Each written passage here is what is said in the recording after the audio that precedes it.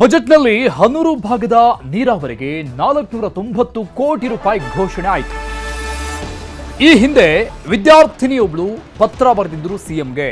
ವಿದ್ಯಾರ್ಥಿನಿಯ ಪತ್ರಕ್ಕೆ ಸಿಎಂ ಸಿದ್ದರಾಮಯ್ಯನವರ ಮನಸ್ಸು ಕರಗ್ತಾ ಹಾಗಾದ್ರೆ 490 ಕೋಟಿ ಘೋಷಣೆ ಆಗಿತ್ತು. ಈಗ ಸಿಎಂಗೆ ಧನ್ಯವಾದ ತಿಳಿಸಿದ್ದಾರೆ ಆ ವಿದ್ಯಾರ್ಥಿನಿ ವರ್ಣಿಕಾ. ನೀರು ತುಂಬಿಸುವಂತೆ ಸಿಎಂಗೆ ಪತ್ರವನ್ನ ಬರೆಯಲಾಗಿತ್ತು. ಈ ಹಿಂದೆ ಆ ವಿದ್ಯಾರ್ಥಿನಿ ಪತ್ರ ಬರೆದಿದ್ದು. ವಿದ್ಯಾರ್ಥಿನಿ ವರ್ಣಿಕಾ ಕೆಂಪಯ್ಯನಹಟ್ಟಿ ಗ್ರಾಮದ ವಿದ್ಯಾರ್ಥಿನಿ ವರ್ಣಿಕಾ ಮನವಿಗೆ ಸ್ಪಂದನೆ ಸಿಕ್ಕಂಗಾಗಿದೆ. ಸಿಎಂ ಅಂಕಲ್ ತುಂಬಾ ಥ್ಯಾಂಕ್ಸ್ ಅಂತ ಈಗ ಆ ವಿದ್ಯಾರ್ಥಿನಿ ಸಿಎಂ ಸಿದ್ದರಾಮಯ್ಯನವರಿಗೆ ಕೃತಜ್ಞತೆಯನ್ನು ತಿಳಿಸಿದರು.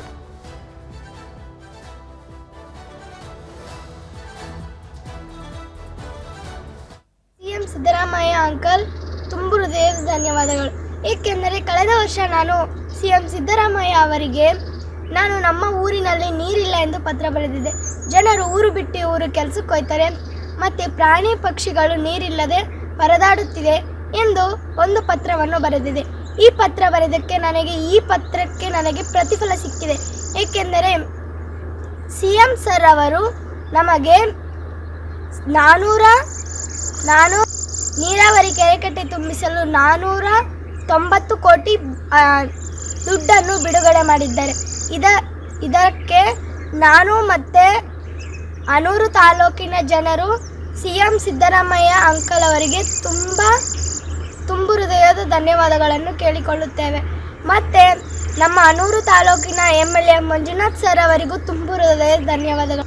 ರೈತರ ಸಂಘಟನೆಗಳಿಗೂ ತುಂಬು ಹೃದಯದ ಧನ್ಯವಾದಗಳು. ಮತ್ತು ಅತಿ ಶೀಘ್ರವಾಗಿ ಕೆಲಸವನ್ನು ಪ್ರಾರಂಭಿಸಿ. ಮತ್ತೊಮ್ಮೆ ಸಿಎಂ ಸಿದ್ದರಾಮಯ್ಯ ಅಂಕಲ್ ತುಂಬು ಹೃದಯದ ಧನ್ಯವಾದಗಳು. ಜೈ ಸಿದ್ದರಾಮಯ್ಯ.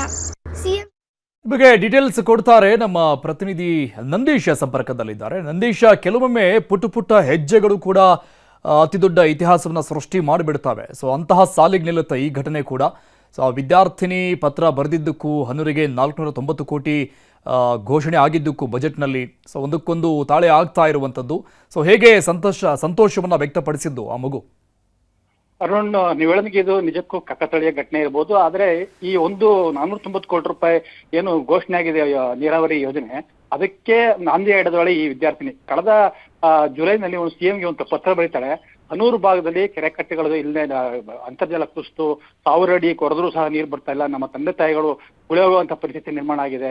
ಪ್ರಾಣಿ ಪಕ್ಷಿಗಳು ಸಾಯ್ತಾ ಇವೆ. ಸಿಎಂ ಅಂಕಲ್ ನಮಗೆ ಒಂದು ನೀರನ್ನು ತುಂಬಿಸ್ಕೊಡಿ, ಕೆರೆ ಕಟ್ಟೆಗಳಿಗೆ ನೀರು ತುಂಬಿಸ್ಕೊಡಿ ಕಾವೇರಿ ನದಿಯಿಂದ ಅಂತ ಹೇಳಿ ಒಂದು ಪತ್ರವನ್ನು ಬರೆದಾಳೆ. ಅಲ್ಲಿ ಕಾವೇರಿ ನದಿ ಹರಿಯುತ್ತೆ ಹನೂರು ಭಾಗದಲ್ಲಿ. ಆದ್ರೆ ಹನೂರು ಭಾಗಕ್ಕೆ ಯಾವುದೇ ರೀತಿಯ ಪ್ರಯೋಜನ ಆಗಿಲ್ಲ. ಅದು ತಮಿಳುನಾಡಿಗೆ ಹನೂರು ಭಾಗ ಮುಖಾಂತರ ಹಾದು ಹೋಗ್ತದೆ. ಇದನ್ನ ಮನಗೊಂಡಂತಹ ಆ ಭಾಗದ ರೈತರಿರ್ಬೋದು, ಬೇರೆ ಇರ್ಬೋದು, ಒಂದು ತುಂಬಿಸ್ಬೇಕು ಅಂತ ಹೇಳಿ ಒಂದು ಒತ್ತಾಯ ಮಾಡಿದ್ರು.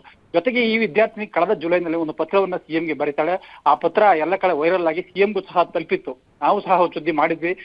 ಈ ಒಂದು ಮನಮುಟ್ಟುವಂತಹ ಒಂದು ಪತ್ರವನ್ನು ಸಿಎಂ ಸಿದ್ದರಾಮಯ್ಯ ತಲುಪಿ ಇದೀಗ ಅದು ಆ ಒಂದು ಏನ್ ನಾಂದಿ ಆಡಿದ್ಲು ಅದನ್ನ ರೈತ ಸಂಘಟನೆಗಳು ಸಹ ಎತ್ತು ಸಾಕಷ್ಟು ಹೋರಾಟವನ್ನು ಮಾಡಿದ್ರು. ಬೆಂಗಳೂರಿಗೆ ಪಾದಯಾತ್ರೆಯನ್ನು ಮಾಡಿದ್ರು. ಜೊತೆಗೆ ಸುನಿಲ್ ಬೋಸ್ ಏನ್ ಸಂಸದರಿದ್ದಾರೆ ಅವರು ಸಹ ಒಂದು ಪತ್ರವನ್ನು ಸಿಎಂಗೆ ಬರೆದಿದ್ರು. ಇದೆಲ್ಲಕ್ಕೂ ಕಾರಣ ಈ ಒಂದು ವಿದ್ಯಾರ್ಥಿನಿಯ ಪತ್ರ ಅಂತ ಹೇಳೋದಕ್ಕೆ ತಪ್ಪಾಗಲಾರದು. ಇದೀಗ 490 ಕೋಟಿ ರೂಪಾಯಿ ಒಂದು ಯೋಜನೆ ಒಂದು ಘೋಷಣೆ ಆಗಿದೆ.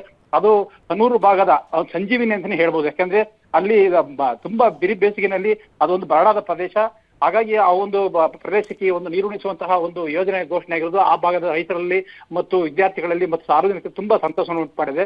ಏನು 490 ಕೋಟಿ ರೂಪಾಯಿ ಯೋಜನೆ ಇದೆ, ಅದು ಉಡುತರಳ್ಳಿ ಹಳ್ಳ ಜಲಾಶಯ ಅಂತ ಬರುತ್ತೆ. ಅಲ್ಲಿಗೆ ನೀರು ತುಂಬಿ ಕಾವೇರಿ ನದಿಯಿಂದ ಬೇರೆ ಕೆರೆಕಟ್ಟೆಗಳ ನೀರು ತುಂಬಿಸುವ ಯೋಜನೆ. ಇದರಿಂದಾಗಿ ಅಲ್ಲಿ ಕೆರೆಕಟ್ಟೆಗಳು ತುಂಬುತ್ತವೆ ಮತ್ತು ಅಂತರ್ಜಲ ವೃದ್ಧಿ ಆಗುತ್ತೆ, ಕುಡಿಯುವ ನೀರಿನ ಸಮಸ್ಯೆ ಆಗುತ್ತೆ, ಇದಾಗುತ್ತೆ, ಆಗುತ್ತೆ ಅನ್ನೋದು ಒಂದು ಅಭಿಪ್ರಾಯ ವ್ಯಕ್ತ ಆಗ್ತದೆ. ಹಾಗಾಗಿ ಆ ಭಾಗದ ರೈತರು ಮತ್ತು ಸಾರ್ವಜನಿಕರು ತುಂಬಾ ಸಂತೋಷಗೊಂಡಿದ್ದಾರೆ. ವಿದ್ಯಾರ್ಥಿನಿ ಮಾತನಾಡಿ ಕೇಳೋದು ಜೈ ಸಿದ್ದರಾಮಯ್ಯ ಅಂತ ಹೇಳ್ತಾರೆ ಅಂತಂದ್ರೆ ಆ ಭಾಗದ ರೈತರ ಸಂತೋಷಕ್ಕೆ ಎಷ್ಟು ಪಾರವೇ ಇಲ್ಲ ಅನ್ನೋದು ಇದರಿಂದ ಗೊತ್ತಾಗುತ್ತೆ. Arun, thank you Nandish ಡೀಟೇಲ್ಸ್ಗೆ.